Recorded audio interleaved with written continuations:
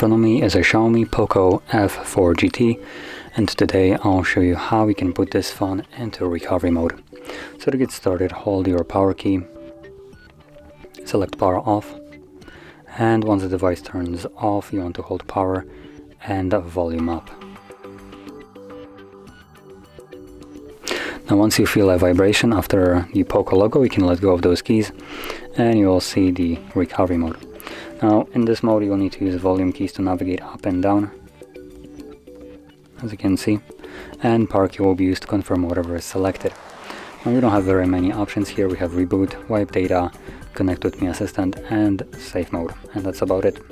So because I want to leave this mode, I'm going to stick with reboot, power key to confirm it, reboot to system, and this will now take me back to Android.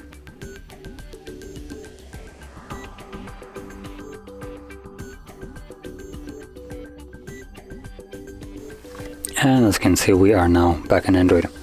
So if you found this video helpful, don't forget to hit like, subscribe, and thanks for watching.